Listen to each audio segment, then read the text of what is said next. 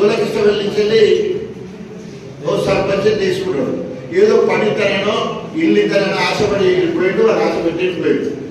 ఇప్పుడు కడియల్సరి ఏ ద్రోహం చేసిండో ఇక్కడ గులకిష్ట వెళ్ళి సర్పంచ్ కూడా ఏ ద్రోహం చేసినట్టు తేడా ఏమున్నది?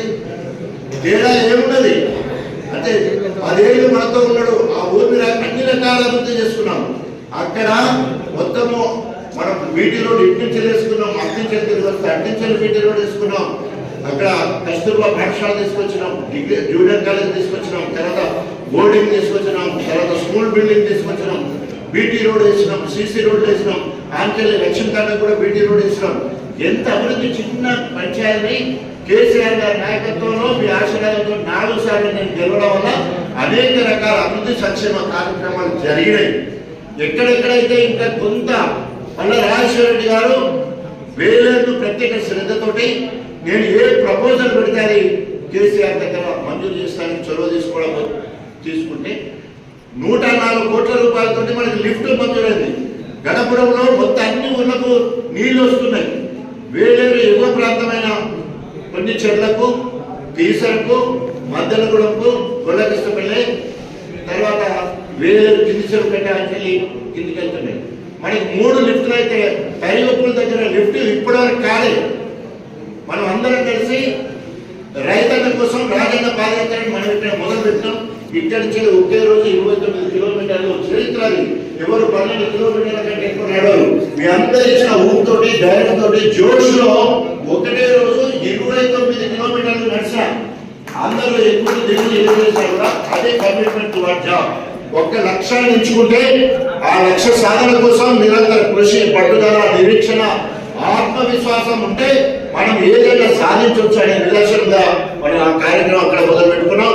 మన మొదటి లిఫ్ట్ వచ్చింది గుడ్లసాగర్ లిఫ్ట్ వచ్చి మన పీసర సభకి అక్కడ పోస్తే యాక్చువల్లీ మన కింద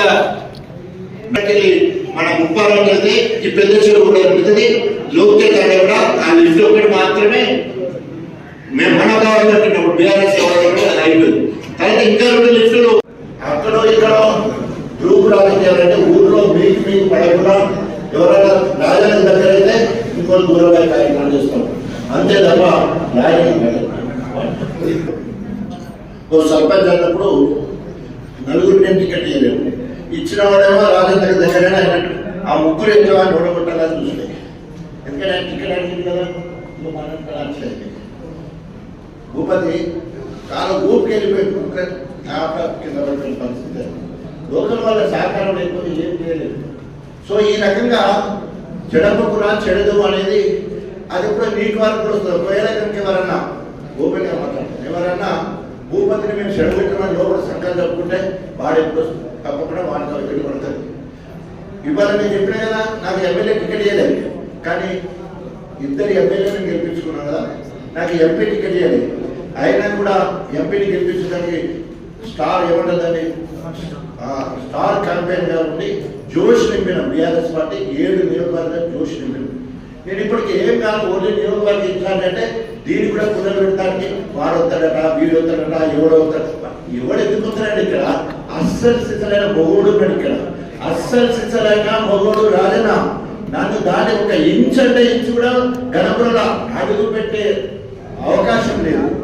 ఇప్పుడు బహిరెన్నికలు ఎప్పుడు వచ్చినా కూడా ఆఖరి 6 నెలలు వచ్చినా కూడా రాసి పెట్టుకోండి. నేనే కేసీఆర్ కూడా 2 మార్చి రోజు నేను ఫామ్ హౌస్ పోతే రాజయ్య నువ్వు వెంటనే ఎలక్షన్ సిద్ధపడి, ఎలక్షన్ వస్తే నువ్వు సిద్ధంగా ఉండమని చెప్పేసి ఇక్కడ సత్యవతి రాకుండా ఎవరో చాలా మంది అందరి ముందు రెడీ కూడా రాజయ్య ఎవరో ఈ మధ్యన ఆలో వీళ్ళు అక్కడిక్కడే మాట్లాడుతుంటే మరి ఒకరు పోవద్దని చెప్పి ఇంతకుముందు ఒకసారి హెచ్చరించినాం. మళ్ళీ వాడు గణపురానికి పోతాడట, వాడు పోవద్దని చెప్పని ఓపెన్ చెప్పడం జరిగింది కేసీఆర్. ఇక కిందోళ్ళేమో వారికే కట్టలేదు అంటే అరే వీరికి ఇక్కడ ఏమున్నదని, ఇక్కడ ఉన్నది ఎప్పుడు తీసుకొచ్చి మొత్తం రాబోయే ఎలక్షన్ ఇక్కడ డిప్యూటీసీలు అవుతుందనో లేకపోతే ఈ నియోజకవర్గం ఏమవుతారా, ఏ దేశ నాతో పొడి పడతారు, చదువులో పొడి పడతారా, తెలుగులో పొడి పడతారా, ప్రజా సంబంధాలకు పొడి పడతారా, దేంట్లో పొడి పడతారు వచ్చినట్టు వాడైనా ఎందుకు వస్తారు? ఒకవేళ రేపు డిలిమిటేషన్ లో గణపురం నియోజకవర్గం 1978 నుంచి రిజర్వ్ కాన్స్టిట్యున్సీ, అంతకుముందు చర్యాలుంటే మారిపోయింది, అంతకుముందు పథకాలుంటే మారిపోయింది. వంతెనపేట నుండి మారిపోయింది. గణపురంలో నాలాంటి మొగోడు ఉన్నాడు బట్టి మారకుండా అట్లే ఉన్నది.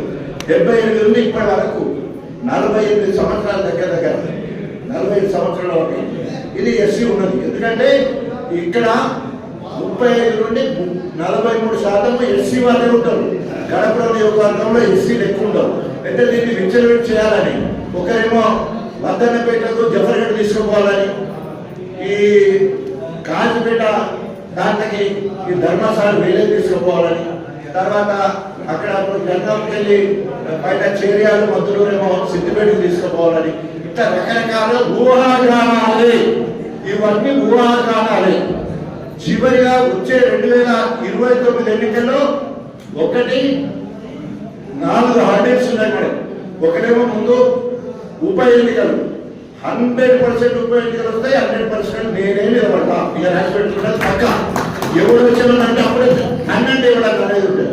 తండ్రి దాన్ని కూడా నియోజకవర్గ ఇచ్చాను కదా, నేనే చెప్తున్నా. ఒకరు ఇవ్వడానికి వచ్చి వాళ్ళ తండ్రి వీళ్ళు తండ్రి అని వేసాయి. నీకు ఇవ్వాలని టికెట్ ఇచ్చిందని ఒకటి, నువ్వు ఎట్లా ప్రజాప్రతినిధులు ఒకటి, నిన్ను నాయకుడు తయారు చేసినాడు ఒకటి, నీకు వాళ్ళకి ఏమేం చేసినట్టు నన్ను అడగాలి, నేను లిస్ట్ చెప్తాను. మొత్తం కూడా ఎదిగిన వాళ్ళు ఎవరైతే ఉంటో వాళ్ళకి నేను ఏమేమి చేసినా నేను లిస్ట్ చెప్తాను. నీకు ఎక్కడ తక్కువైంది, లోపం ఎక్కడ తక్కువైంది, అక్కడ ఏమి ఎక్కువ పెడతాడు అనే మాట కూడా మాట్లాడాలి. ఎందుకంటే ఎప్పటికీ భయం లేకుండా అయిపోతుంది. రాజంటే ఎంత సౌండ్ శంకరుడు సంగతి తెలుసు కదా, 3వ కన్ను తెరిస్తే రాజంటే బోలా శంకరుడు 3వ కన్ను తెరిస్తే భస్మమే. అది కథ రాసి పెట్టుకోవాలి. ఎవరైనా అటో ఇటో కాలేద్దామని ప్రయత్నం చేస్తాం. అని ఎందుకు మీకు లేకపోయినా ఆ కథకి మా సురేష్ యూత్ అధ్యక్షుడు ముందుగా వాడుకుంటారు. ఉప సర్పంచ్ చేసినాం, యూత్ అధ్యక్షుడు చేసినాం, మండల కోర్టు చేసాం. రాజకీయ వాళ్ళ ఇక్కడ ఒక పాప ఆటల ప్రస్తుతం ఉండిపోయి బాగా మొన్న ఎల్లమ్మ పండుగ కట్టుకుంది. ఎందుకు అనవసరం ఏమవుతుంది కథ చేసినాయి. ఎందుకంటే దయచేసి మీరు ఎందుకు ఒక ఉదాహరణకి చెప్తే గుణపాఠం ఎదురు వాళ్ళకి వస్తుంది, పేరు తీసుకోవడం లేదు. దయచేసి మీరందరూ ఒక పార్టీలో ఉంటే 10 మంది అయినా నిక్కాల్చుకున్నారు, 10 మంది అయినా నిక్కాల్చుకున్నారు. ఆటో కాలు ఇటు కానీ ఇరుగుతుంది పంగల్ వాతాయి.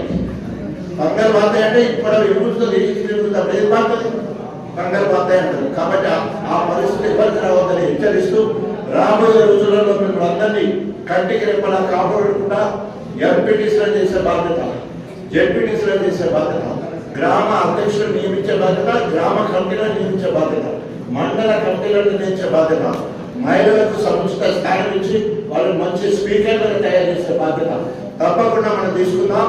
మీకు ఎలాంటి మొహమాటం లేకుండా మీ ఊళ్ళో కానీ మండలంలో సమస్య ఉన్నప్పుడు రాజన్న నాకంటే ఎవరి తగ్గదని నియంత్రణ మీరు వచ్చి చెప్పుకోవాల్సిన బాధ్యత ఉంటుంది. కాబట్టి దయచేసి ఆ రకంగా వెళ్ళాలని తెలియజేసుకుంటూ మీరు ఇక్కడ వచ్చిన అన్ని ఊళ్ళ నుంచి రిప్రజెంటేషన్ ఉంటాయి.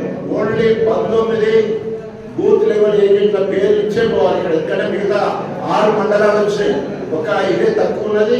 ఈ మీటింగ్ పేరు మీద ఇక్కడ రాలేదు. దయచేసి 19 పేర్లు తయారు చేసుకొని సాయంత్రం డ్యూటీ చేసి సాయంత్రం వరకు పంపించాలని కోరుకుంటూ తప్పకుండా రేపు ఎప్పుడు మనకు అధిష్టానం పిలుపు వస్తే రేపు ప్లీనరీ మీటింగ్ జగిత్యాలలో ఉంటుందంటున్నారు.